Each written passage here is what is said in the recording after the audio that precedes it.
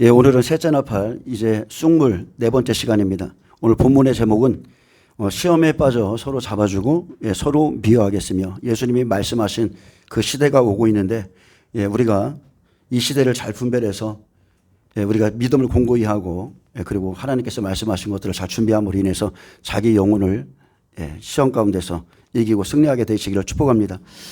자, 우리가 예수 그리스도의 십자가로 구원받았죠. 교회는 어떤 곳입니까? 예수님의 몸이죠. 그분의 십자가로 인해서 세워진 곳이에요. 그래서 하나님께서 택하신 모든 사람들이 교회에 와서 하나님의 백성이 돼서 하나님을 예배하는 장소입니다. 근데 이 예수님의 십자가를 갈수록 모독하는 단체가 있습니다. 그것은 이재명이고, 그리고 또 이재명이 있는 민주당 정권이죠. 지금 며칠 전에 이제는 민주당에서 자, 하나님을 대적하는 법안이 그동안 많이 올라왔죠. 또 뭐 동성애법, 차별금지법, 그전에도 그랬었는데 이제는 교회를 해체하겠다고 교회 해체법 입법 예고를 했어요. 이재명은 교회를 손보겠다고 그랬습니다. MBC 기자 그들이 당신에 대해서 안 좋게 얘기하는데 교회를 어떻게 할 거냐? 그랬더니 어떻게 말했어요? 큰 돌부터 시작해가지고 하나씩 밭갈이 할 때 작은 돌, 그리고 그 돌들을 다 하나씩 다 끄집어내서 조사하겠다. 자, 그리고 사실은 제가 그 영상을 여기다 틀어주려고 그랬어요. 그 영상을 틀어주려고 했는데 그 채널이 삭제가 돼버렸어요. 그래서 실제 이 정부가 어떤 일을 행하고 있고 어떻게 하나님을 대적하고 있는지 지금 반미, 그죠? 그 운동권 그 출신 그 사람들이 예전에 미국 대사관에 불지르고 반미했던 사람들이 지금 이렇게 정권을 잡아서 친중 정책을 펴고 친북 정책을 펴고 있는데, 자, 우리가 지금 우리가 알 수 있는 것은 하나님을 대적하는 실제적인 세력들이 드러났다는 거죠. 하나님께 대적하겠다는 거예요. 그분의 몸된 교회를 해체하겠다는 거예요. 여러분, 우리의 적을 확실히 하셔야 됩니다. 분명히 성경은 말합니다. 너희는 믿지 않는 자와 멍에를 함께하지 말라. 이게 불신자에 대한 말이 아니에요. 고린도 교회 안에 있는 믿지 아니하는 자와 멍에를 함께하지 말라. 의와 불법이 어찌 함께하며 빛과 어둠이 어찌 사귀며 그리스도와 벨리알이 어찌 조화되며 믿는 자와 믿지 않는 자가 어찌 상관하며 하나님의 성전과 우상이 어찌 일치가 되리요. 여러분, 함께할 수가 없는 겁니다.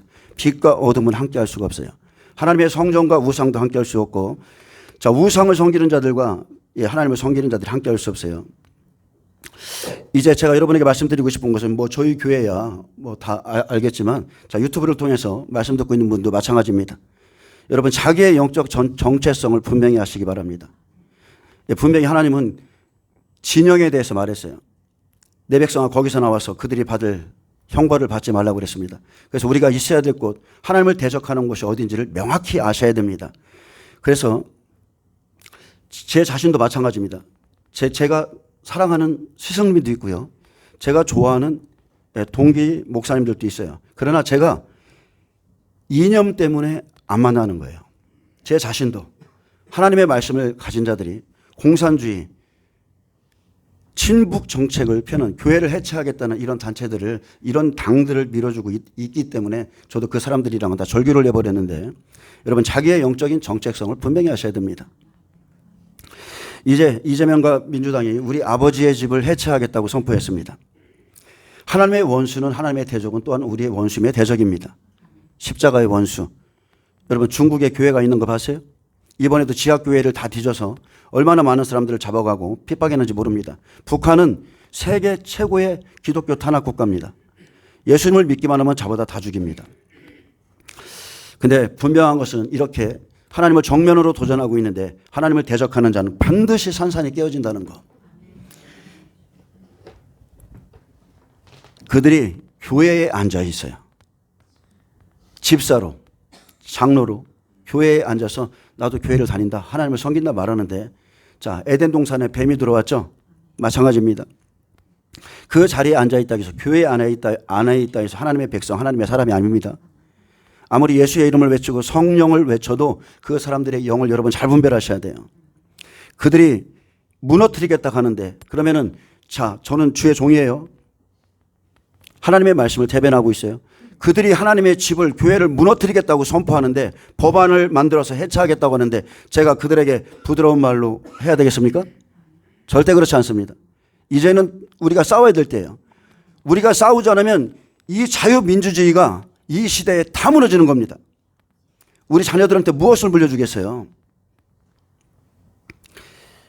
대적들에게 우리가 가만히 있을 수 없고, 그리고 그들을 좋게 대할 필요도 없습니다. 이제 모든 교회가 일어나서 이제 자유를 빼앗는 공산주의 정권의 정면으로 도전하셔야 돼요. 여러분, 정치, 경제, 문화, 국방까지도 다 이미 다 무너졌습니다. 방위 출신의 국방장관, 북한은 추적이 아니라는 통일부 장관, 병사들에게 총 대신에 3단봉을 들려주겠다고 하는, 국방비를 다 삭감해서 병사들의 월급도 안 주고, 이런 정부가 세상에 어디 있습니까? 이제는 더 이상 저희가 가만히 있을 수가 없어요. 여기서 무너지면 이제 대한민국은 갈 곳이 없습니다. 예수님의 피로 산 교회를 해체하겠답니다. 그리고 그 교회의 재산을 다 몰수하겠대요, 국가가. 법적 조치 없이 이제 어떤 법적인 그런 절차를 거치지 않고 일반 공무원들이 교회에 들어와서 그 내부의 모든 자료를 다 들여다보겠고 조사하겠다고 그럽니다. 법적인 절차는 다 무시해버려요. 그리고 법을 만들어서 이제는 교회를 해체하겠다고 정면으로 말씀했습니다.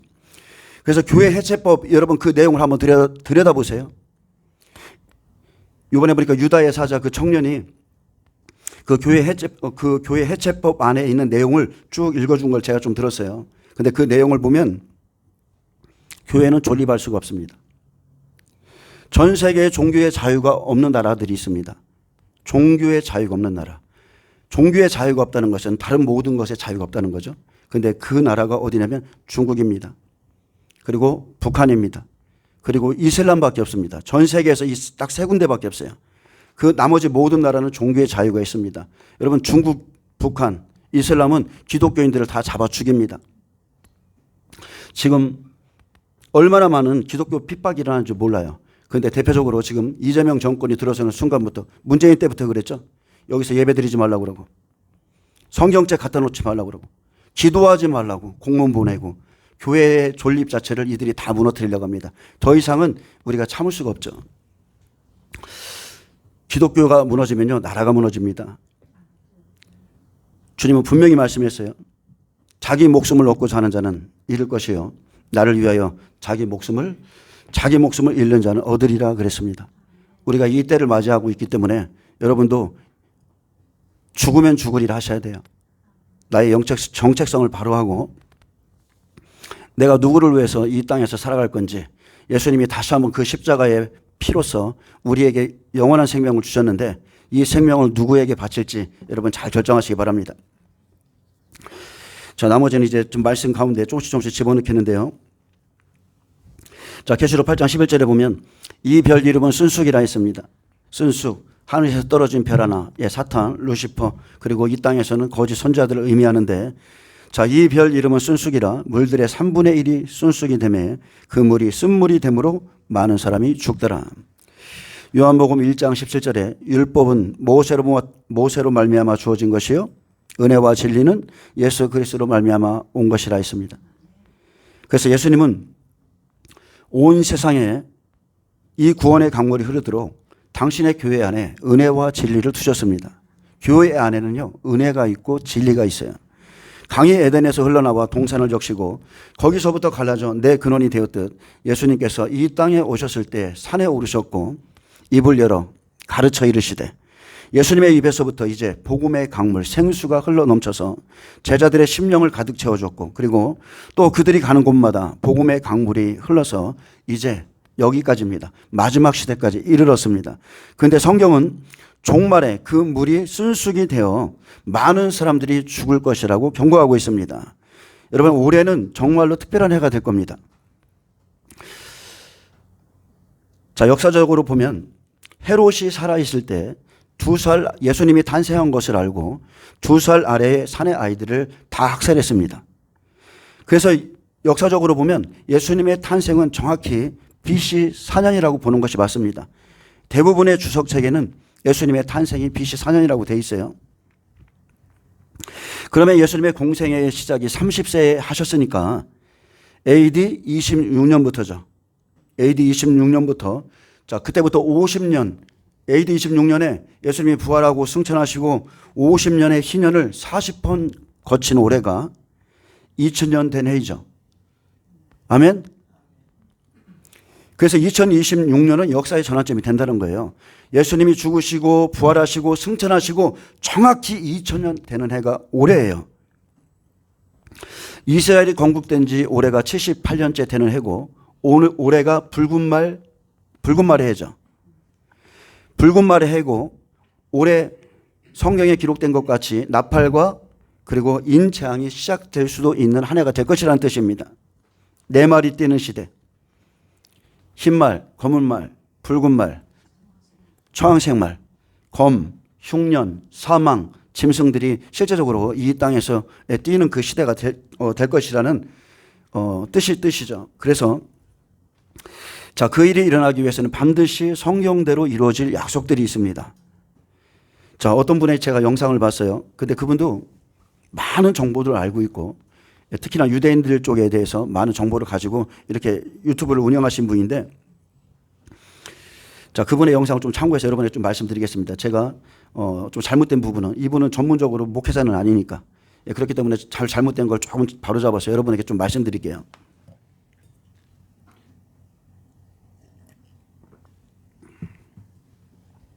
자, 랍비도 종류가 있죠. 근데 카발라 랍비들은 메시아 도래를 위한 최종적 마감일로 유대력 5787년 말 그러니까 27년 10월 2일까지 모든 준비가 끝나야 된다 이렇게 보고 있고요.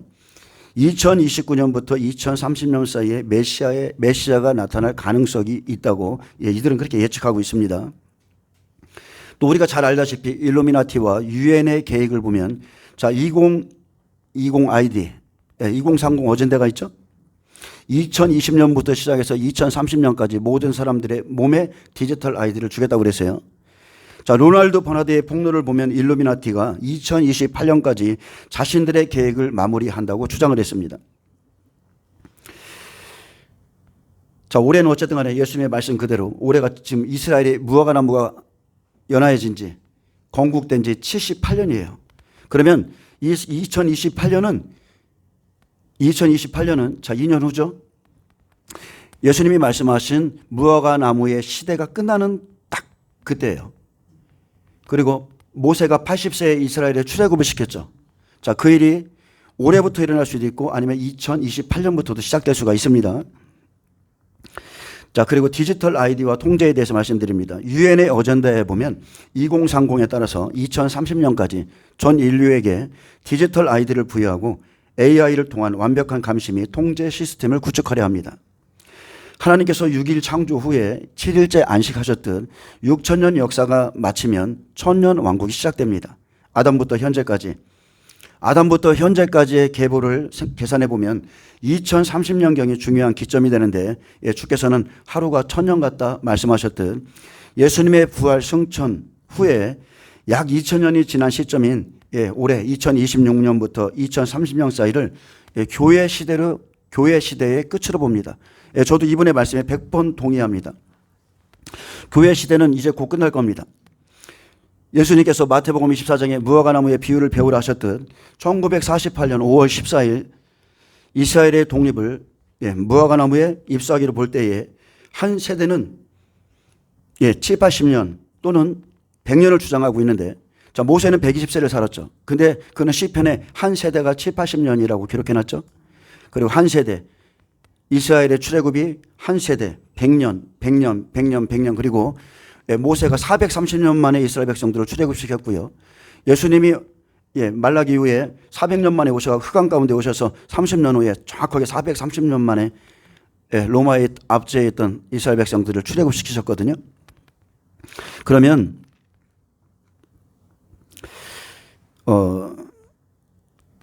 제가 봤을 때 정확하게 성경은 100년을 한 세대로 볼 수가 없습니다. 왜냐하면 그것은 율법의 한 세대를 말하는 거고요. 복음의 한 세대는 70에서 80년입니다. 바벨론 포로 때도 그랬고 예수님이 이 땅에 오셔서 이스라엘 백성들이 멸망한 것도 정확히 70년이었습니다. 자, 그래서 2028년이 한 세대의 끝이고요. 네, 올해는 78년째고 2년 남았습니다. 자, 앞으로 적그리스도의 등장과 평화협정 그리고 이스라엘 땅에 제3성전이 세워질 것인데 이분은 2025년 10월 이스라엘과 하마스 평화협정을 중재한 트럼프의 사이인 제널드 쿠시너를 적그리스도의 유력한 후보나 또는 그 전초적 역할을 하는 인물로 거론했습니다. 근데 어쨌든 간에 적그리스도는 이미 출현해 있는 것은 사실이죠. 자, 요셉의 7년 기근과 환란 예편에 대해서 말씀드립니다. 자, 성경에는 아브람, 이삭, 야곱, 요셉의 이 네 시대를 말하고 있는데 자, 구약 시대, 복음 시대, 자, 야곱은 성령 시대, 은혜 시대죠. 그리고 요셉은 종말 시대입니다. 자, 요셉의 기근은 7년 대환란의 예표입니다. 그래서 요셉이 7년 기근 전에 이방인 제사장 보디발의 딸 이스낙과 결혼합니다. 자, 이 요셉은 예수님의 예표죠. 그도 30세에 총리로 올라서 사역을 하게 되는데 자, 사역을 하기 전에 이스낙과 결혼했다는 거예요. 그래서 이분은 이것을 이방인 교회가 자, 신부죠. 이스낙은 신부예요. 요셉의 신부. 환란 전 휴거를 통해서 보호받고 유대인들은 환란을 거치며 구원받게 될 것이라는 구조를 제시한다고 이렇게 말했습니다. 그런데 이것은 성경적이지 않죠. 이것은 자의적인 해석입니다. 계시록 22장 16절엔 나 예수는 교회들을 위하여 내 사자를 보내어 이것을 너희에게 증언하게 하였다 했습니다. 자, 계시록은 어떤 책이라고요? 교회를 위한 책이라는 거예요. 교회가 휴거되는 것이 아니라 교회가 이런 환란을 통과해야 되는데 이것을 준비하라. 그게 계시록이고요. 그러므로 계시록 2, 3장에 나오는 이방인 7교회가 모든 환란, 자, 시험의 때를 통과할 것을 명확히 말씀하셨고 환란을 이기는 자가 하나님의 나라에 들어갈 것을 말씀했습니다. 자, 노아가 방주를 타고 견디었던 1년 10일의 시간을 자, 휴거라 보는 사람도 있어요. 근데 절대 그렇게 보면 안 됩니다. 노아가 홍수가 내리고 견디었던 1년 10일의 시간은 환란을 통과한 거죠. 그리고 요셉이 7년 기근 전에 바로 7년 기근이 시작되기 전에 이방인 아내와 결혼한 것 또한 휴거라고 보시면 절대 안 됩니다. 요셉이 7년 환란을 통과했어요. 아멘. 그의 신부도 통과하는 거예요. 요셉이 7년 환란을 주도하면서 통과했듯이 아스낫은 환란 전에 즉 계시록 2, 3장의 7교회 시대 이방인의 시대에 준비된 여인을 말하는 거예요. 아멘. 그의 말씀대로 준행한 그리스도의 신부고 7년 환란을 통해서 요셉의 형인 이스라엘 백성들을 추수할 때 12지파죠. 환란 전에 준비된 신분들이 환란 속에 보호받을 것을 지금 미리 보여주고 있는 겁니다. 지금 이제 이방인의 시대, 교회 시대가 마치기 전에 준비된 신부들. 요셉의 곁에 그리스도의 신부로서 있게 될 것이고 자, 일부 전승에 의하면 이방인 아스낫은 회개와 개종을 통해서 요셉을 받아들이는 과정이 강조되었다고 했습니다. 그것을 통해서 요셉을 계속 받아들였다는 거예요. 자, 야곱은 은혜 시대죠. 교회 시대를 의미하고 자, 요셉 시대는 종말의 시대, 한일의 시작을 의미합니다. 한일의 7년 환란. 이것은 명확하게 이스라엘 백성들의 구원의 시간이고 그 시간은 1260일부터 1335일까지 이른다고 분명히 성경에 기록되어 있습니다. 자, 그리스도인이 환란 전 휴거를 주장하는 구절이 있죠. 그리스도인이 환란 전 이것은 환란 전 휴거다 오해하는 구절이 있어요. 그 중에 하나가 계시록 3장 10절 말씀입니다. 내가 나의 인내의 말씀을 지켰은즉 내가 또한 너를 지켜 시험의 때를 면하게 하리니 이는 장차 온 세상에 임하여 땅에 거하는 자들을 시험할 때라. 자, 그래서 이 말씀 붙잡고 자, 시험의 때를 면하게 한다. 자, 이것을 원문에 보면 제가 그전부터 말씀드렸죠. 시험의 때를 면하는 게 아니라 시험의 때에 너를 지켜주리라 그랬어요. 근데 자, 헬라어 직역 성경을 읽어드립니다. 헬라어 직역 성경에 이렇게 기록되어 있습니다. 참으로 너는 인내하라는 내 말을 잘 지켰다. 그래서 나도 이 땅에 사는 사람들을 시험하기 위하여 온 세상에 오고 있는 시험의 때에 너를 지킬 것이다. 아멘. 이게 정확한 성경의 번역입니다. 시험의 때에 너를 지켜줄게. 왜? 네가 나의 모든 인내의 말씀을 지켰으니까. 아멘. 근데 이걸 가지고 면하게 한다는 이 말을 가지고 절대로 이 계시록 2, 3장 봐라 다 휴거된다. 계시록 2, 3장 이후에 교회라는 단어가 나오지 않는다. 성경을 안 읽은 거예요. 계시록 마지막 장에는 이 환란을 통과할 교회에 대해서 예수님이 분명히 말씀하셨다고 그랬어요. 준비하라고. 자, 이들은요. 자, 주님으로부터 지킴을 받는 사람들이 누구예요? 이들은 마태복음 25장에 나오는 그 슬기로운 다섯 처녀입니다. 등과 기름을 준비한. 그래서 말씀의 등불을 켜서 신랑을 맞이하는 자죠. 이 사람들 시험의 때에 지켜줍니다. 신랑과 함께 혼인잔치에 들어가는 자들, 즉 혼인잔치에 들어간다는 것은 네가 나의 인내의 말씀을 지켰다고 그랬죠. 그 말씀이 예수님이세요. 그 말씀을 가지고 환란 속으로 함께 들어가는 거예요. 그래서 그 말씀이 그들을 보호하고 지켜주는 겁니다. 그래서 말씀대로 기름 준비한 신부들 환란 속에서 보호받습니다. 말씀의 혼인잔치가 시작되는 거죠. 말씀의 혼인잔치. 말씀대로 환란이 오기 때문에 말씀의 혼인잔치라고 말하는 거예요. 자, 예수님의 말씀은 진리를 증언하고 있습니다. 이방인의 휴거가 먼저 일어날 수 없는 이유는 이스라엘이 1260일 복음을 증거하는, 이스라엘의 1260일 동안 복음을 증거하는 이방인 두 증인이 전 3년 반이 마치는 1260일 3일 반전에 순교하기 때문이죠. 그래야 성경에 말하는 순교자의 수가 다 차는 거예요. 전 3년 반이 맞춰야. 그러면 3일 반 후에 마지막 일곱째 나팔에 첫째 부활이 일어나고, 그리고 그들과 함께 이스라엘 14만 4천이 휴거되는 게 계시록 11장, 12장에 잘 기록되어 있습니다. 여러분, 죽은 자들이 먼저 일어나요? 이게 성경의 진리입니다. 어느 한 구절도 휴거자들이 먼저 하늘로 올라간다는 소리가 없어요. 반드시 죽은 자들이 먼저 일어나고, 그것도 첫째 부활 이후에 함께 휴거자들이 14만 4천이 이스라엘 백성 14만 4천이 휴거된다는 것을 믿으시기 바랍니다. 자, 결론적으로 말하면 올해 2026년 또 2028년 사이가 무화과나무 세대 이제 80년이 마치는 시간인데, 자, 2년 남았습니다.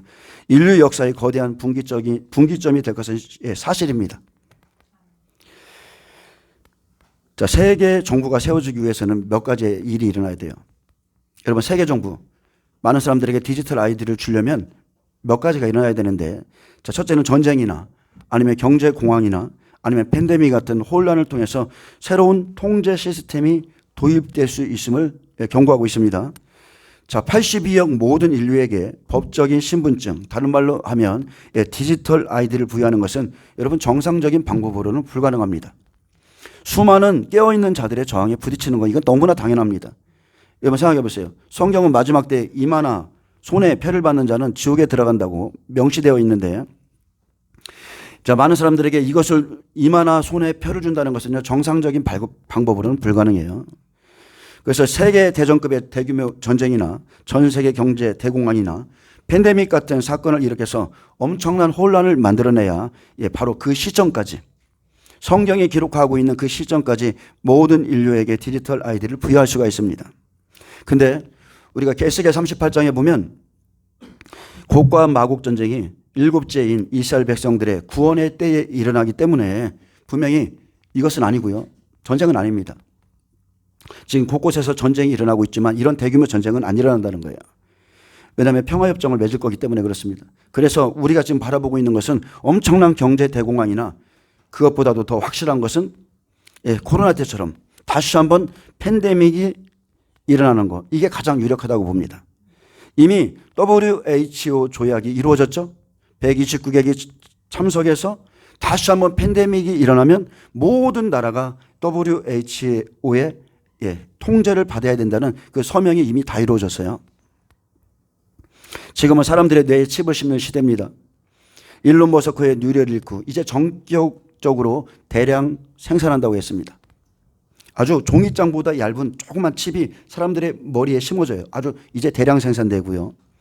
지금 다시 중국에서 조짐을 보이고 있는 질병들, 여러분 지금 알고 계시죠? 중국에서 엄청난 지금 바이러스가 있어서 많은 사람들이 코로나 때와 같이 지금 막 그런 일들이 일어나고 있고요.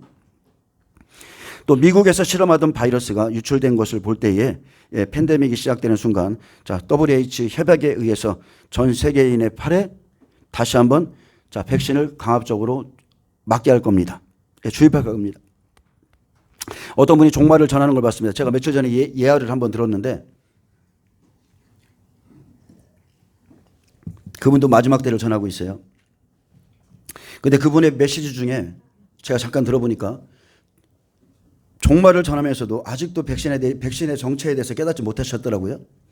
자기가 맞았는데 맞고 나서 그 다음날에 코로나에 걸렸다. 그때 뭐 그것을 맞으면 뭐가 된다는 이런 이상한 사람들이 있었다고 그분이 말씀하더라고요. 야, 그래서 정말 아직까지도 깨닫지 못하는 사람들이 있구나. 성경을 읽으면 거기에 대해서 명확하게 나와 있거든요. 그래서 제가 좀 안타깝고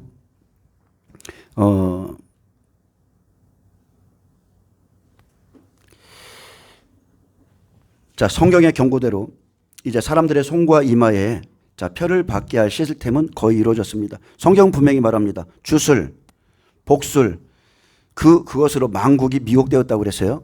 자, 복술의 뜻이 뭡니까? 원문에 보면 파마키아라고 되어 있습니다. 약병, 약물, 주사로 인해서 온 세계가 다 미혹될 거라고 마지막 때 하나님이 경고하고 있죠. 자, 스위스는 팬데믹, 지금 스위스에서 어떤 법안이 발의됐냐면 스위스는 팬데믹 발생 시 백신 의무 접종 계획을 발표했습니다.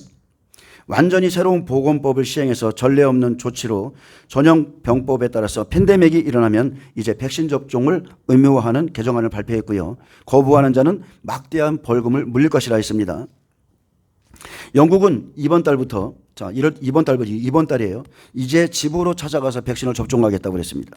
영국에서 어린이 가정 방문 접종이 시작되는데 자, 의사가 아니에요. 의사가 놓는 게 아니라 전문 어린이 예방 접종 담당자가 가정을 방문해 접종률을 높일 예정이라 했고 또 독일에서는 2026년 2월 15일부터 자녀의 모든 예방 접종 기록을 제출하는 부모에게 700유로, 즉 우리나라 돈으로 말하면 1,100만 원의 지원금이 지급된대요. 자녀가 백신 맞으면 1,100만 원 줄게. 그리고 이것은 미국에서도 곧 시행될 것이고요. 그들은 결혼법을 이용해서 이 일을 추진하게 될 것입니다. 왜 그렇게 사람들이 있지도 않은 그 팬데믹을 두려워하면서 왜 이 백신을 만들어서 맞게 하는가? 여러분 한번 생각해 봐야 되지 않아요? 계시록 18장 18절은 분명히 말해요. 내 복술로 말미암아 만국이 미혹되었도다. 노아의 때도 마찬가지죠. 야살의 책에 보면 타락한 천사들이 내려와서 약초를 가지고 약물을 제조해서 사람들의 몸에 주입했다고 그랬어요. 그리고 새로운 조류 인플루엔자 시뮬레이션이 있습니다. 앞으로 마스크 착용을 이제 팬데믹이 터지면 마스크 착용을 거부한 자 이제 공식적으로 위협군으로 완전히 분류시킨대요. 그래서 포르투갈 보건당국은 2025년 초 시뮬레이션 훈련을 실시했고요. 그 연구 결과에 대해서 지난주 발표를 했습니다. 또 2009년 여러분 잘 들어보세요. 2009년에 세계 질서에 대해서 헨리 키신저가 말한 망언은 현실화되고 있습니다. 2009년, 2019년도 아니고 2009년에 헨리 키신저가 말했습니다. 자, 일단 대중이 의무 백신 접종을 받아들이면 게임 끝이야 이렇게 말했어요. 그들은 더 큰 이익을 위해서 무엇이든지 받아들일 것이다. 강제 헌혈이나 장기 기증까지도. 우리는 더 큰 이익을 위해서 아이들의 유전자를 변형시키고 불임으로 만들 수도 있다 그랬어요. 여러분 우리의 유전자는 두 가닥이죠. 하나에 7만 2천 개. 계시록에서 나오는 14만 4천. 두 가닥이 14만 4천이에요. 그런데 누구죠? 그 여왕, 죽은 여왕. 엘리자베스 여왕이 죽기 전에 뭐 했습니까? 전등식 했잖아요. 전등식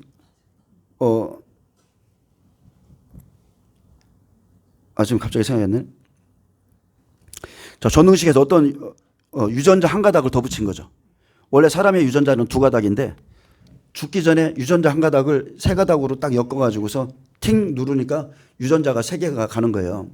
유전자가 세 개가 되면 그 숫자를 결합해서 나눠보면 정확하게 666입니다. 그리고 양떼 마음을 조절하면 무리를 조종할 수 있다 했고요. 그리고 백신 제조업체들은 수십억 달러를 벌어들일 것이라고 2009년에 말했습니다. 그리고 지금 현재 이 자리에서 이 말을 듣고 있는 많은 분들이 투자자이기 때문에 모두에게 이익이 되는 상황이고 현재 이익이 되는 상황이다 그랬습니다. 자, 앞으로 이 일이 이제 또 한 번 시행될 건데 우리가 잘 준비해야 되고 자, 현재 멕시코를 들여다보면요. 완전한 통제를 위해서 정말로 여러 가지 법안을 만들고 있습니다. 제가 여러분에게 지금 시간이 없어서 다 말씀드리지 못하는 거예요. 애플은 어떤 일을 하고 있습니까? 지금 현재 애플은 가장 어두운 프로젝트는 세계 경제 포럼과의 협력을 통해서 사람들의 뇌를 읽고 행동을 조정하려는 시도로 애플은 세계 경제 포럼이 오랫동안 추구해온 신경기술, 행동, 영향력, 인지 제어 분야와 맥을 같이 하는 충격적인 특허 출원을 조용히 진행했습니다. 특허를 내놨어요. 지금 이란과 베네수엘라, 미국이 이 두 나라의 전쟁을 선포하기 직전에 무슨 일이 있었냐면 이란과 베네수엘라가 나노 기술 협정을 맺었다는 거예요. 그렇기 때문에 이 전쟁의 내막을 들여다보면 이것은 나노 기술 전쟁이라는 거죠. 그리고 트럼프는 1월 19일부터 23일까지 다보스에서 열리는 세계 경제 포럼 연례 회의에 참여했고, 자, 평화 협정 평화 뭐죠?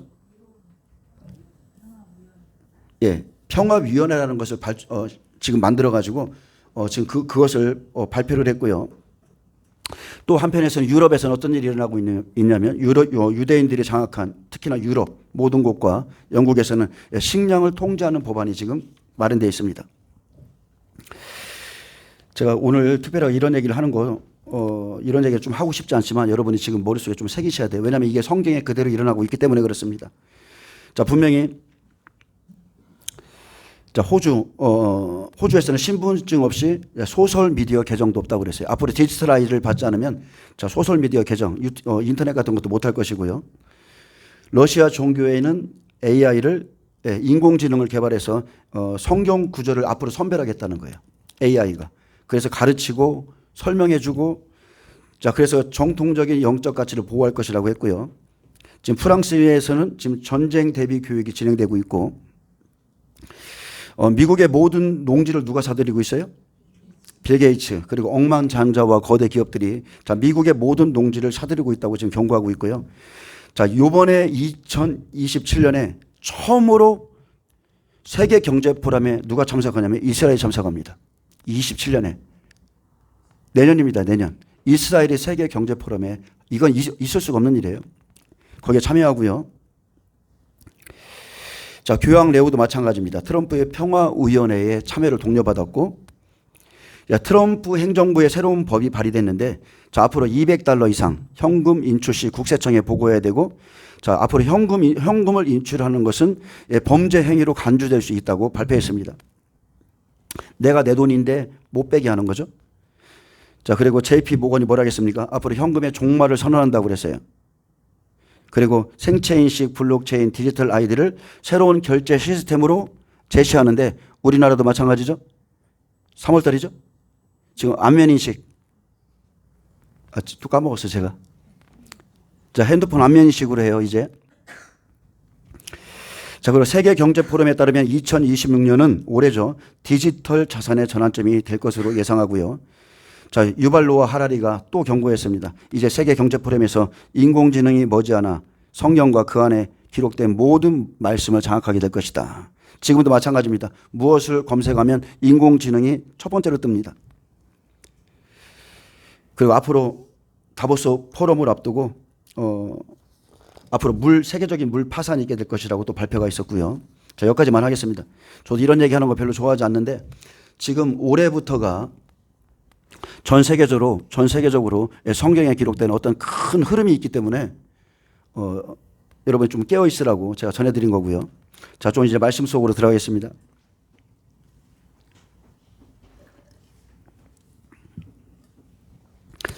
자, 예수님께서 베드로에게 천국 열쇠를 주시고 결국은 요한복음 21장에 보면 내 양을 치라 먹이라 말씀하셨죠.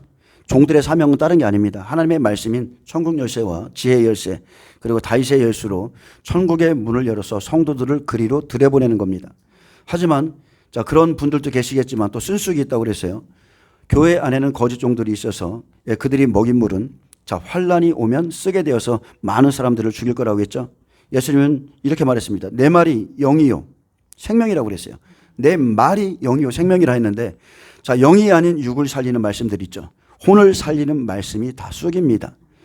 셋째 천사가 나팔을 불면 햇불같이 타는 큰 별, 즉 사탄 루시퍼가 하늘에서 떨어져 강들과 여러 물샘의 근원에 떨어집니다. 이 별 이름이 순수기인데, 자, 미혹이 강들의 근원에 떨어진 결과, 강들은 선지자들이죠. 거짓 선지자들로 인해서 물들의 3분의 1이 순수기 때문에 그 물이 순물이 되므로 많은 사람이 죽습니다. 죽음의 이유는 다른 게 아니죠. 자, 환란 속에 들어가기 이전인 지금, 바로 지금 현재 많은 사람이 그들의 미혹에 넘어갔기 때문에 환란이 오면 죽게 되는 겁니다. 그날 거짓 선지자들이 많이 일어나 교회의 3분의 1이 넘어가는데, 자, 예레미야의 경고대로 선지자들은 거짓을 예언하고 있었고 제사장들은 자기 권력으로 다스리고 내 백성은 그것을 좋게 여기니 마지막에는 너희가 어찌하려느냐. 그래서 미혹을 받아 죽는 것은 그들이 하나님의 뜻을 알면서도 고의적으로 하나님의 뜻을 버렸기 때문에 죽는 것이라 했습니다. 자, 심판 직전에 에스겔이 받은 말씀은 애가와 애곡 재앙의 말씀이었습니다. 그가 말했죠. 입에서는 꿀같이 달았지만, 자, 그가 이 애가와 애곡 재앙의 말씀을 이스라엘 백성들 앞에 들려줘야 됐기 때문에, 자, 그의 삶은 쓰기가 그지없었습니다. 하나님은 그에게 인자야, 내가 내게 이르는 모든 말을 너는 마음으로 받으며 귀로 듣고 사로잡힌 민족에게로 가서 그들이 듣든지 아니 듣든지 그들에게 고하여 이르기를 주 여호와의 말씀이 이러하시다 하라, 이렇게 명하셨습니다. 자, 하나님의 말씀은 어떻게 받아야 된다고요? 먼저 여러분 마음으로 받는 거예요. 마음으로부터 받고 그 다음에 귀로 들으시는 거예요. 계시록의 말씀도 똑같습니다. 입에서 달고 배에서 쓰듯이, 자, 우리가 하나님의 말씀, 이 계시를 받는 것은 기쁘지만 지키고 전하는 것은 쓰죠.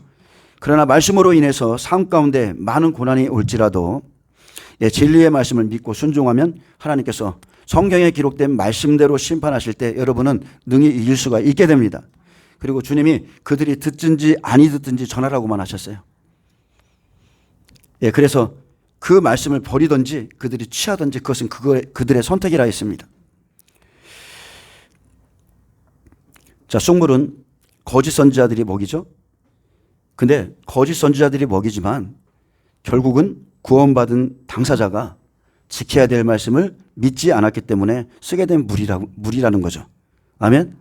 자기가 진리를 갖고 있었으면 그것을 물리칠 수 있었는데 하나님이 지키라 하신 말씀을 지키지 않았기 때문에 자기가 멸망에 미루는 겁니다. 지금 이 시대에도 예수를 믿기만 하면 영생이다. 예수를 믿고 구원받은 자는 구원에 삭제되지 않는다. 없어지지 않는다. 자, 그리고 환난 전에 휴거될 것이다. 평강이요, 재앙이 없다. 이런 말씀들을 지금 듣고 있는데, 자, 실제적으로 앞으로 재앙이 오니까 견디지 못하고 하나님은 사랑이시야라고 들었는데 공의의 하나님을 환난 때 만나게 되니까 내 안에 있는 물이 쓰게 되므로 그 사람들은 죽습니다. 다른 게 아닙니다. 여러분, 물로 인해서 죽게 되는 겁니다. 제가 여러분에게 빨간 물을 먹이면 여러분은 빨간 사람이 되는 거예요. 내가 파란 물을 계속 먹이면 여러분은 파란 색깔의 사람이 되는 겁니다. 영적으로 이게 너무나 표시가 납니다. 마태복음 24장을 좀 펼쳐볼까요? 마태복음 24장 9절부터 13절을 보겠습니다.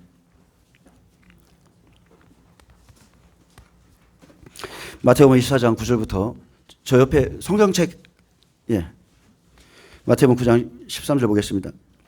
자, 그때 많은 사람이 시험에 빠져 서로 넘겨주고 서로 미워하고 죽이는 사건이 생기죠. 자, 이것은 쉽게 말하면 쑥물을 토해내는 시간입니다. 자, 우리가 종말의 징조를 살피고 지금 현재 참 이렇게 난리와 난리 소문을 들을 때에 생명을 준비한 사람들은요, 환란에 들어갈지라도 견디고 나옵니다. 그러나 헛된 말을 믿었던 사람들은 환란을 절대 견디지 못합니다. 시험에 넘어진 자 엄청나죠. 근데 내가 시험 들었다 말하는 사람들은 그만큼 믿음이 연약하다는 증거입니다. 면역력이 약해지면 감기가 쉽게 걸리죠. 똑같습니다. 영적으로 연약하기에 시험에 빠지는 거고요. 예수를 진짜 만난 사람들은 그 어떤 시험이 올지라도 반드시 이기게 돼 있습니다. 지금도요, 사람들이 이렇게 평안할 때에도 조금만 시험 들면 아주 죽일 듯 달려드는 그런 사람들이 있습니다. 근데 여러분 생각해 보세요. 그날에는 어떻겠는가? 예수님이 말씀하신 그날에 사람들이 시험에 들면 어떤 행동을 한다고요? 자기의 왕까지도 저주합니다. 그날 시험에 넘어진 자 절대 일어날 수가 없어요. 여러분, 단단한 신앙을 가지셔야 돼요.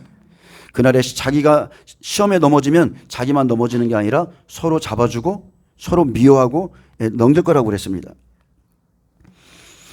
예, 9절 보겠습니다. 그때에 사람들이 너희를 환란에 넘겨주겠으며 너희를 죽이리니 너희가 내 이름 때문에 모든 민족에게 미움을 받으리라. 그때에 많은 사람이 실족하게 돼요. 즉 시험에 빠져 서로 잡아주고 서로 미워하겠으며 거짓 선지자가 많이 일어나 많은 사람을 미혹하게 하겠으며. 자, 현재 전 세계적으로 기독교에 대한 핍박이 강해지고 있습니다. 북한은 말할 것도 없죠. 중국 말할 것도 없습니다. 지금 시리아 그리고 아프리카 각 지역에서 자, 그리스도인들을 죽이고 핍박하고 이런 일들이 계속적으로 일어나는데, 여러분 예수님이 말씀하신 그 환란의 때에 예수님을 믿는 것 때문에 모든 민족에게 미움을 받게 될 때에 그때 많은 동요가 일어나겠죠. 그때 거짓 그리스도와 거짓 선지자들이 어떻게 성도를 미혹하는가. 예, 그들이 환란으로 인해서 실족하고 동요할 때, 자, 믿는 자들이에요. 믿는 자들이 막 동요합니다. 근데 예수님께서 주신 예언의 말씀을 믿지 않아 시험에 빠졌던 사람들은 더욱더 유혹을 받게 될 것이라는 것. 아멘. 예, 지금도 마찬가지입니다. 하나님의 말씀을 잘 이해하지 못하고 사람의 입에서 나온 말을 무조건 믿는 것은 하나님의 말씀을 고질적으로 회의하는 것만큼이나 심각한 신앙의 큰 적이라는 거예요. 말씀을 믿는 게 아니라, 내가 성경을 찾아서 믿는 게 아니라 사람들의 말을 그냥 무턱대고 믿고 따라가는 것은 가장 큰 신앙의 적이라는 거예요. 우리는 얼마든지 하나님이 말씀하시는 그 성경 기절을 통해서 예수님이 강림하시는 때와 방법을 다 알 수 있습니다. 하지만 많은 사람들은 성경을 뒤지기보다 오히려 부흥강사나 특히나 선지자 노릇하는 사람들의 말을 덮어놓고 믿기를 좋아하는데, 결국 그렇게 믿었기 때문에 큰 시련을 당하게 되는 겁니다. 마귀가 잘하는 게 뭡니까? 말씀을 비트는 거예요. 말씀을, 에덴 동산에 뱀이 들어왔을 때 첫 번째 한 일이 이 일입니다. 하나님의 말씀을 가지고 이렇게 하라고 하더냐? 말씀을 비틀어 놓죠. 그는 처음부터 살인한 자고 거짓말한 자였어요. 특히나 이 시대 한번 생각해 보세요. 사단이 누구를 공격하겠습니까? 특히나 이 시대의 마지막 때에 주님의 오심을 준비하는 자에게 계시록의 말씀, 여러분 종말론의 말씀을 비틀어 버립니다. 마지막 때에 맞아, 이거는 아는데 하나님의 말씀을 비틀어 버려요. 대부분의 은사 사역자들은요, 후천년설을 주장하고 환란 전에 휴거될 것이라고 다 그렇게 선합니다. 그들은 말씀에 입각하지 않은 그냥 자기들의 예언을 가지고 헛된 것을 보고요, 그것을 진리처럼 막 찌꺼립니다. 지설거리죠. 그리고 성경적이지 않은 것을 주장하는 분들도 엄청 많아요. 우리가 세상을 바꾸고 모든 영역들이 정복될 때 그때 주님이 오실 것이다. 성경에는 그렇게 써 있지 않습니다. 이제 북한을 넘어 중국을 넘어 자, 예루살렘으로 자기들만의 시다리를 갖고 있죠. 이런 단체들은 엄청 많습니다. 성경에 어디 그렇게 쓰여 있습니까?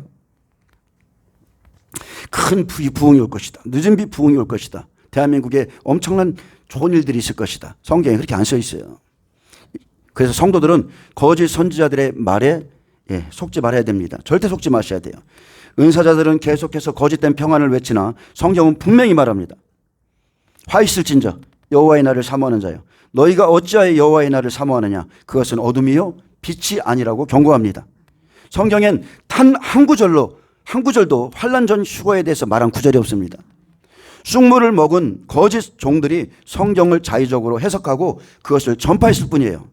옛날에 정동석 목사가 이런 말을 했습니다. 봐라, 비하인드 스토리. 저 영화도 미국 사람들도 70% 80%가 다 환란 전 휴거를 주장하지 않느냐. 그게 무슨 상관인데 성경이랑. 그 사람들이 믿고 싶은 거 믿고, 그 소설가인 그 목사가 그 비하인드 스토리 영화를 만든 게 성경의 진리랑 무슨 상관이 있어요. 그 사람들이 그렇게 믿고 싶다고 믿어집니까? 그렇게 그 일이 일어납니까? 하나님은 자기의 비밀을 그들에게 알리신 적이 없는 거예요. 쑥물을 먹이는 종들은 여호와의 그 회의에 참석한 적이 없습니다. 하나님의 말씀을 받은 적이 없어요. 사사로이 성경을 풀기 때문에 여러분 거짓 선지자가 되는 겁니다. 아, 내가 이렇게 믿고 내가 이렇게 전했기 때문에 거짓 선지자가 되는 것이고, 그 결과 하나님의 천국에 못 들어가요. 계시록 22장 마지막 절에는 분명히 기록되어 있습니다. 이 예언의 말씀을 가감하는 모든 사람들은 천국에 못 들어간다고 되어 있습니다. 여러분 출애굽 때 보세요. 이제 이스라엘 백성들을 출애굽을 해야 되겠는데, 그때 하나님은 준비된 광야에서 40년이나 연단받고 준비된 모세를 선택했죠. 그를 불렀어요. 이스라엘 백성들을 출애굽시키기 위해서. 자, 보세요. 그 모세의 입에 여호와의 진리가 있었다는 것. 이스라엘 백성들을 출애굽시키기 위한 그 하나님의 말씀이 여호와께 받은 진리가 모세의 입에 있었고요. 그러나 거짓 선지자들은 이미 애굽의 성 안에 가득 차 있었다는 거죠.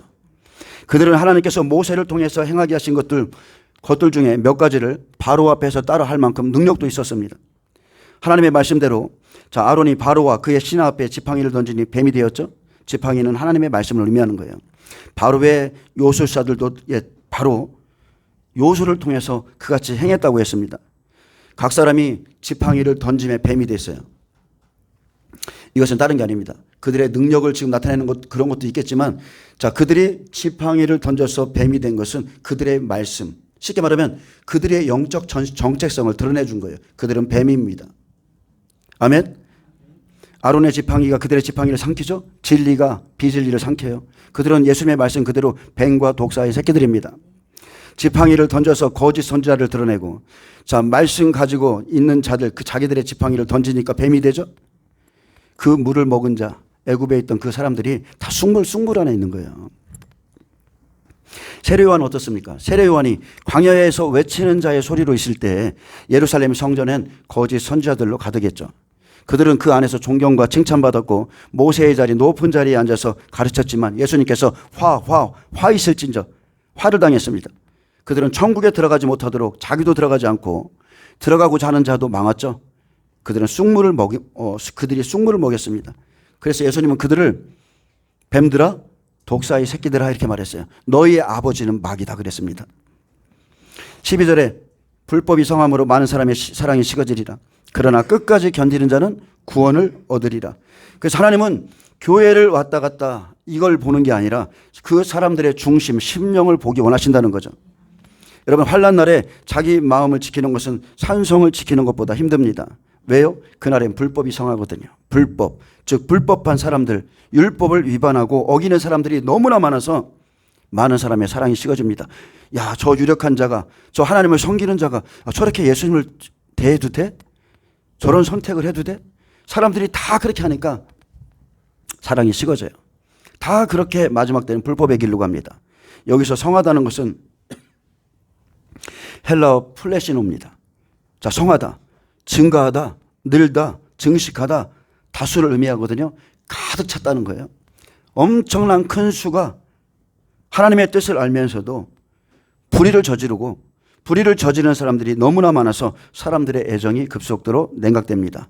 그 사람들의 호흡, 그 사람들의 영적인 생명이 식어진다는 거죠. 그런 가운데서 끝까지 견디는 자들, 그 가운데서 이기는 자들이 예수님이 말씀하신 그 사람들입니다. 그러나 끝까지 견디는 자는 구원을 얻으리라. 자, 끝은 언제인가? 여러분, 끝은 언제예요? 성경에 명확히 기록되어 있죠. 전 3년 반 1260일을 지나서 예수님께서 환난을 감해주지 아니하면 구원받을 육체가 없다고 그랬어요. 그래서 75일을 더 더해서 1335일까지 이르는 그 사람은 복이 있으리라. 그 시간까지 구원받을 자 다 구원하시고 이제 대접 재앙이 시작되는 겁니다. 자, 23절 볼까요?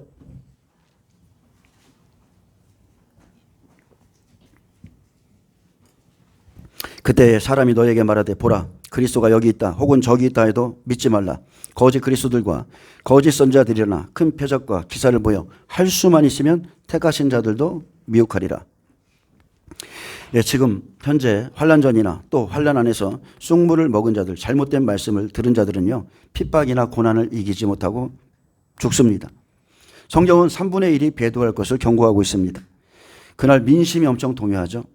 교회 안에서도 엄청난 동요가 일어날 겁니다. 사람들이 거짓 그리스도들과 거짓 선지자들에게 미혹되어서 그리스도가 여기 있다, 아니다, 저기 있다라고 외치는 그런 풍경이 발생할 것인데 왜 이런 일이 일어납니까? 그 사람들이 진리를 안 갖고 있거든요. 여러분이 한 번이라도 예수님이 어디에 오시는지 어디에 계시는지를 알면 이런 말이 현혹되겠습니까? 그런데 사회 분위기가 그렇고 기적과 표적을 일으키는 사람들이 나타나고 그러니까 이거에 미혹되는 거죠. 자, 그들이 큰 표적과 기사를 보여 할 수만 있으면 택하신 자들도 미혹하기 때문에 이 미혹에 빠집니다. 마귀는 예수님조차 미혹하려고 했어요. 그래서 마지막 때도 마찬가지입니다. 자기의 때가 영원히 지옥불로 들어가야 될 자기의 때가 얼마 남지 않았기 때문에 가능한 한 어떻게 해서라도 하나님이 택하여 뽑은 자들을 미혹합니다. 그러나 그때 주님은 이 땅에 계시지 않습니다. 전 3년 반이 마치는 마지막 7째 나팔에 예수님은 공중까지만 오시는 거예요. 공중에 강림하십니다. 그리고 이리로 올라오라. 택하신 자들을 사방에서 다 불러 모아서 데려가시고, 그리고 대접재앙이 시작되고 마지막 7째 대접에 다 이 땅을 멸하시고 새하늘 새 땅 내려오죠. 그게 주님의 재림입니다. 자, 이사야 8장 9절을 좀 피겠습니다. 이사야 8장 19절. 자, 성경 좀 찾아주세요. 뒤에. 예, 여기 성경 찾아주세요. 성경을 좀 읽으세요. 같이 읽으세요.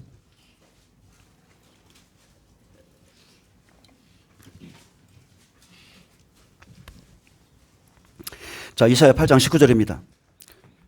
자, 쑥물을 먹은 자는 죽습니다. 자, 이 말씀은 이중 예언이죠. 초림 때의 예언이며 또 재림 때도 적용돼요. 계시록 1장 3절은 말합니다. 이 예언의 말씀을 읽는 자와 듣는 자와 그 가운데 기록한 것을 지키는 자는 복이 있나니 때가 가까움이라. 그래서 현재, 자, 때가 가까웠죠. 근데 현재 자기가 들은 말씀, 믿은 말씀, 가지고 있는 말씀, 내가 지금 따르고 있는 말씀이 그날에 하나님의 말씀과 맞지 않으면 쑥물 먹은 자들이 격분해서 자기의 왕, 자기 하나님을 원망하다가 죽는다고 그랬어요. 19절 봅니다. 어떤 사람이 너희에게 말하기를 주절거리며 속살거리는 신접한 자와 마술사에게 물으라 하거든 백성이 자기 하나님께 구할 것이 아니냐 산 자를 위하여 죽은 자에게 구하겠느냐 하라. 자, 어떤 사람들은 하나님을 섬기면서도 율법과 증거의 말씀을 따르지 않습니다. 다시 한번 말씀드립니다. 하나님을 섬기면서도 하나님의 말씀을 몰라요. 성경을 읽지를 않아요. 그래서 하나님을 섬기면서도 율법과 증거의 말씀을 따르지 않고 오히려 신접한 자, 예언하는 자들, 거짓 선자들에게 물으러 가죠. 그래서 문제가 생기면 성경을 뒤적이거나 아니면 먼저 하나님께 묻지 않고 예언자 찾아가고 치유자 찾아가고 각종 은사자를 찾아 물으러 갑니다. 근데 이사야 9장 15절에 그 머리는 곧 장로와 존귀한 자요, 그 꼬리는 곧 거짓말을 가르치는 선지자라 했습니다. 근데 선지자 노릇하는 자들이 있다는 거예요.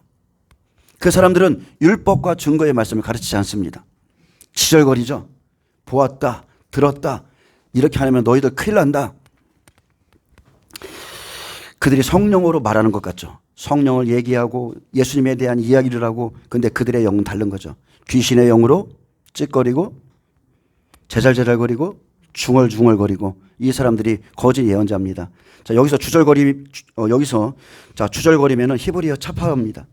새 따위가 꾹꾹꾹 울다, 짹짹 울다, 제잘제잘 찌꺼리다, 지적이다, 속삭이다. 자, 이게 그 의미예요. 또 속살거리는 히브리어 하가입니다. 중얼거리다. 자, 상상하는 거, 자기가 묵상하는 거예요. 그리고 숙고하죠. 슬퍼하다, 속삭이다, 이야기했다는 뜻이에요. 자기가 상상하고 자기가 묵상하고 그런 것들을 중얼거리고 사람들에게 말해주는 거고요. 또 신접한 자, 히브리어 오브입니다. 이것은 우리에게 잘 알려진 영들, 즉 귀신의 생각을 통해서 사람들에게 중얼거리는 사람들. 마술사는 히브리어 이데온인데, 자, 유령과 마법사를 의미하고요. 그래서 여러분 무엇이 궁금하고 무엇을 물으려거든 여러분 자기 하나님을 찾아가세요. 자기 하나님. 어떤 일이 생겼는데 내가 누구를 찾아가느냐 보면 내가 누군지를 알아요. 여러분 율법과 증거의 말씀을 뒤지시든지, 아멘. 시편, 선지자의 글, 다 예수님의 말씀, 율법, 이게 나라고 그랬어요.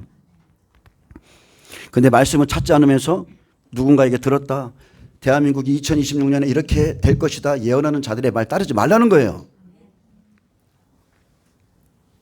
자, 20절에 보면 마땅히 율법과 증거의 말씀을 따를지니 그들의 말하는 바가 이 말씀에 맞지 아니하면, 이 말씀 어떤 말씀입니까? 하나님의 기록된 말씀이죠. 이 말씀에 맞지 아니하면 그들이 정령이 아침빛을 보지 못하고 그랬습니다. 아침빛을 보지 못한다는 것은 자, 음부로 들어간다는 뜻이죠. 자, 증거의 말씀이 뭡니까? 율법은 우리가 잘 알고 있고, 증거의 말씀은요, 인정의 근거가 되는 구체적인 자료나 정보, 근거를 말하는데, 자, 복음의 진실성을 입증하는 것, 이것은 오직 성경밖에 없죠. 예수님이 제사장에 가서 네 몸을 보여, 그러면은 그 말씀이 증거예요. 증거의 말씀인 거예요. 하나님의 뜻은 주절주절 예언하는 자들의 말이 아니라 참 선지자들이 말한 기록된 말씀에 있다는 거. 아멘. 율법은 저녁이 되고 아침이 오니 아침을 보게 하죠. 율법은 아침을 바라보게 했어요. 그래서 구약의 백성들, 유대인들이 그랬습니다. 지금은 우리가 짐승의 제사를 드리지만 약속하신 때가 되면 메시아가 오실 것이다. 이게 그들의 약속이고 예수님이 실제 그 땅에 왔어요. 이스라엘 땅에. 우리는 어떻습니까? 복음안에 있는 교회. 지금은 우리가 예수의 피를 의지해서 하나님께 예배를 드리지만 반드시 약속하신 때가 되면 예수님께서 오신다는 거. 이걸 믿고 기다리는 게 믿고 기다리셔야 돼요. 약속의 말씀 붙들고. 근데 주절거리며 속살거리는 자들의 말을 듣지 말고 여러분 증거의 말씀을 따를지라 이렇게 했습니다. 증거의 말씀. 자, 계시록에 기록된 말씀, 선지서에 기록한 말씀, 그리고 시편에 기록한 말씀 이런 것들을 다 종합해서 따르라는 거예요. 그들의 말하는 바가 이 말씀에 맞지 아니하면 그들이 정녕 아침빛을 보지 못할 거라고 그랬습니다. 그리고 문제는 뭐냐면 이렇게 거짓말을 하는 선지자들, 목회자들과 그 말씀을 따라가는 자는 함께 죽습니다. 그래서 거짓된 말씀, 다른 영, 다른 복음, 그죠? 다른 예수를 전하거나 따르는 자는 정녕 예수님을 보지 못합니다. 초림에도 마찬가지입니다. 다른 다른 말씀을 따랐기 때문에 그들이 예수를 못 만났어요. 자, 이들의 끝에 대해서 21절에 말합니다. 이 땅으로 헤매며 공고하며 굶주릴 것이라. 그가 굶주릴 때에 격분하여 자기의 왕, 자기 하나님을 저주할 것이며. 자, 누가 그랬어요? 욥의 아내가 그랬습니다. 위를 쳐다보거나 땅을 굽어보아도 환난과 흑암과 고통의 흑암뿐이리니 그들이 심한 흑암 가운데로 쫓겨 들어가리라. 자, 그들이 말하는 바, 그들이 가지고 있는 말씀이 성경에 맞지 않으면 자, 환난 속에서 헤매고 공고하며 굶주릴 때에 격분해서 자기의 왕, 자기 하나님을 저주하고 흑암 가운데로 들어간다 했습니다.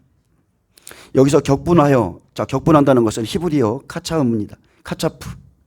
자, 격분한다는 것은 쫙 갈라지다, 분노로 폭발하다, 화내다, 불쾌하게 하다, 경록케 하다, 조바심을 내다는 뜻인데, 그러므로 그들은 참된 말씀을 믿지 않았기 때문에 그날에 헤매며 굶주림 때문에 격분해서 자기 하나님을 저주하고 멸시하고 욕하게 된다는 뜻입니다. 아멘. 진리의 말씀을 듣고도 따르지 않았기에 위를 쳐다보거나 땅을 굽어보아도 그들에게는 환난과 흑암과 고통의 흑암뿐이라 했습니다. 자, 그들이 흑암 가운데로 쫓겨 들어가는 것은 무엇 때문입니까? 주절거리며 속살거리는 신접한 자와 같은 거짓 선지자, 거짓을 말하는 목회자를 따랐기 때문이죠. 지금도 똑같습니다. 기근 오지 않아. 우리는 재앙을 당하지 않아. 우리는 환난을 통과하지 않아. 이게 다 똑같은 거예요. 환난 속에 들어가면 이 사람들이 주림 가운데, 고통 가운데 자기 하나님을 원망하고 죽는다고 그랬어요. 이 사람들은요, 마땅히 율법과 증거의 말씀을 주신 자기 하나님께 구한 것이 아니라 죽은 자에게 구하기에 멸망하는 겁니다. 죽은 자들, 영이 죽은 자들, 하나님과 아무 상관없는 자들. 하나님의 말씀대로 행하지 않은 대제사장이나 바리새인, 서기관들은요, 진실로 예수님을 만나지 못했습니다. 소림 때 보세요. 자기 기준이 있습니다. 자기 생각 때문에 내가 장로의 유전을 갖고 있고 장로의 전통 속에 있기 때문에 바리새인들이 구원자이신 예수님을 만나지 못했죠. 끊임없이 대적했어요. 하나님이 보내셨는데, 구원을 위해서 보내셨는데 끊임없이 대적했어요. 재림 때도 똑같습니다. 목회자들이 예수님을 구원자로 지금 만나지 못하는 것은 그들이 가진 말씀, 믿고자 했던 말씀 때문이에요. 너희는 그리스도에 대하여 어떻게 생각하느냐? 너희가 성경도 하나님의 능력도 알지 못하는 거로 오해하였도다. 예수님은 모세의 자리에 앉아있던 서기관과 바리새인들을 꾸짖었습니다. 그들이 율법을 가지고도 외식했고 천국에 들어가지도 않고 또한 천국에 들어가고자 하는 사람들 앞에서 그 문을 닫았기에 화를 선포했습니다. 화를 선포했어요. 장로의 유전 쑥물이죠. 바리새인의 누룩 쑥물이죠. 율법을 다 고쳐가지고 자기들이 갖고 있는 그 율법의 수많은 계명들 다 쑥물이죠. 그거 지키면 죽습니다. 순수한 율법과 증거의 말씀을 따르지 않고 변질된 말씀을 끝까지 믿고 그들은 고집했다는 거예요. 고집. 자기의 완악한 고집대로 고집하다가 결국 쑥물을 토하고 주 70년에 다 죽었습니다. 여러분, 자기가 우상입니다. 자기가 자기의 의가 우상이고요. 자기 고집이 우상이에요. 자기가 고집하던 그 말씀에 자기가 걸려 넘어져서 죽는 겁니다. 찰스 스펀전 목사님의 목회자들을 위한 그 책이 있어요. 두꺼운 책이 있습니다. 그분은 경험이 많은 성도들의 말을 들어라. 또 그리고 많은 것들을 조언했어요. 오직 성경에서만 찾지 말고, 성경은 당연히 진리지만 신앙생활을 오래 하신 분들, 그런 분들의 말을 귀담아 듣고 여러 가지가 좀 말씀을 많이 했어요. 그래서 항상 자기 영혼을 위해서는 귀를 열어두셔야 돼요. 그렇지 않으면 내가 믿고자 하는 그 말씀만 진리인 척하다가 결국 자기에 걸려 넘어집니다. 자, 요한복음 1장 45절에 보면요. 빌립이 나다나엘을 찾아 이르되 모세가 율법에 기록했고 여러 선지자가 기록한 그 일을 우리가 만났으니 요셉의 아들 나사렛 예수니라. 그랬더니 나다나엘이 말씀을 갖고 있죠. 나다나엘이 이르되 나사렛에서 무슨 선한 것이 날 수 있느냐? 빌립이 이르되 와서 보라 하니라. 여러분 생각해 보세요. 빌립은 나다나엘이 말한 사실을 모르고서 예수님을 소개했을까요? 그 정도는 알죠. 그 정도는 알죠. 모세가 율법에 기록했고 여러 선지자가 기록한 그는 나사렛 사람 예수였다. 안 믿죠? 그렇게 와서 봐라 그랬어요. 와서 봐라. 예수를 만나는 거 여러분 잘 생각해 보세요. 예수를 만나는 것은 단순한 지식적 차원의 사건이 아니에요. 지식으로 예수님을 찾을 수 있다고요? 절대 못 찾습니다. 예수님을 만나는 것은 분명히 주님이 말했어요. 이사야 선지자의 말씀을 통해서 그들은 보긴 봐도 보지 못하고 듣긴 들어도 깨닫지 못한다고 그랬어요. 지식으로 예수님을 믿는 게 아니에요. 예수님은 땅속에 감추인 보배입니다. 30년 동안 하나님이 감춰놨기 때문에 발견하는 것이죠. 유대인의 왕으로 나셨다고 30년 동안 감춰놓으셨고, 자, 하나님이 감추어 놓으셨기에 와서 보라고 그랬어요. 와서 봐라. 그래서 가서 봐야 되고 가서 발견해야 돼요. 유대인의 왕으로 나시니까 어디 있느냐? 베들레헴입니다. 다 알고 있죠? 안 가, 하나도 안 가요. 대답만 할 뿐 그들은 찾아가지 않습니다. 여러분 가서 발견하셔야 돼요. 십자가의 도화가 멸망하는 자에게 미련한 것이고 구원을 받는 우리에게는 하나님의 능력이라고 그랬습니다. 여러분 재림 때도 똑같습니다. 다 숨겨놓으셨어요. 계시의 주체는 만약 지식의 열쇠로 감추인 것을 찾아낼 수 있다면 예수님은 처음부터 자신이 나사렛 출신이 아니라 베들레헴에서 나셨다는 것을 드러내셨을 거예요. 그러면 더 많은 사람들이 예수님을 따랐겠죠. 하지만 하나님은 지식을 넘어서 그냥 바리새인 서기관들 너희 마음에 하나님 사랑 없어. 내가 다 봤어. 근데 그 지식만을 가지고 찾는 자들이 아니라 간절히 당신을 찾는 자에게 자신을 계시하신다는 것. 계시의 주체 예수님이십니다. 목수이신 그분께서 그의 눈과 마음을 열어주셔야만 볼 수 있는 게 계시예요. 보라 이는 참으로 이스라엘 사람이라 그 속에 간사한 것이 없도다. 어떻게 나를 아시나이까? 자, 의심하고 왔는데 어떻게 나를 아시나이까? 빌립이 너를 부르기 전에 내가 무화과 나무 아래에 있을 때에 보았노라. 그 무화과 나무 아래에서 뭐 했어요? 하나님께 기도한 거 예수님이 들으셨다는 거예요. 와서 보라. 자, 그때 나다나엘이 말했습니다. 랍비여 당신은 하나님의 아들이시요 당신은 이스라엘의 임금이로소이다. 여러분 와서 보라는 이 말씀을 들으세요. 와서 보라. 자, 우리는 지금 계시록의 말씀을 듣고 있습니다. 여러분은 지금 무엇을 발견했습니까? 무엇을 발견했어요? 이제 어떤 복음을 가지고 예수님을 기다리게 됐습니까? 어떤 복음을 가지고? 잘못된 복음은 다 빼내셨나요? 다 빼내셔야 돼. 마태복음 16장 2절에서 3절은 말합니다. 예수께서 대답하여 이르시되 너희가 저녁에 하늘이 붉으면 날이 좋겠다 하고 아침에 하늘이 붉고 흐리면 오늘은 낮이 굳겠다 하나니 너희가 날씨는 분별할 줄 알면서 시대의 표적은 분별할 수 없느냐. 예수님은 사람들이 청기를 분별할 줄 알면서 영적이고 또 역사적 의미가 담긴 시대의 표적을 분별하지 못하는 현실을 책망했습니다. 어찌 그러냐. 천지는 다 분별하면서 어찌 이 시대 메시아가 온다는 이 표적은 분별하지 못하느냐. 다른 것은 다 잘하면서 시대만큼은 여러분 보이지 않는 사람들 있죠? 안 보여요. 이 말씀은 그리스도인이 시대의 흐름과 하나님의 계획을 알아야 함을 강조하고 있습니다. 자연 현상뿐만이 아니라 사회와 역사 속에서 나타나는 하나님의 뜻을 분별하는 지혜와 영적 통찰력이 필요하다는 의미죠.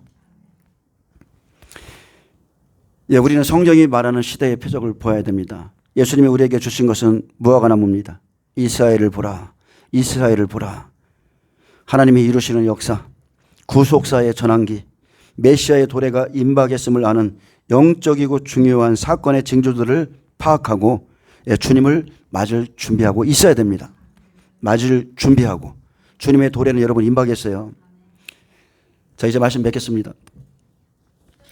그들이 말하는 바가 이 말씀에 맞지 아니하면 그들이 정녕 아침빛을 보지 못하고 이 땅으로 헤매며 공고하며 굶주릴 것이라.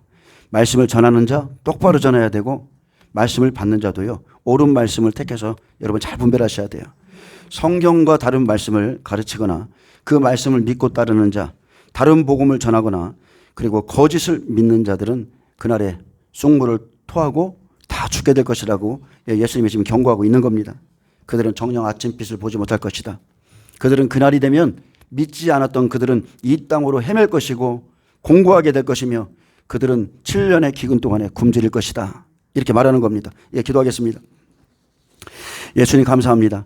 하나님 셋째 나팔에 이 땅에 임하는 그 쓴쑥의 재앙이 우리에게 미치지 않게 해주시고 주님의 온전한 말씀을 쫓아서 이 마지막 시대를 잘 준비할 수 있도록 축복하여 주옵소서. 감사드리며 예수 그리스도의 이름으로 기도합니다. 아멘. 하나님께 영광 박수 올려드립니다.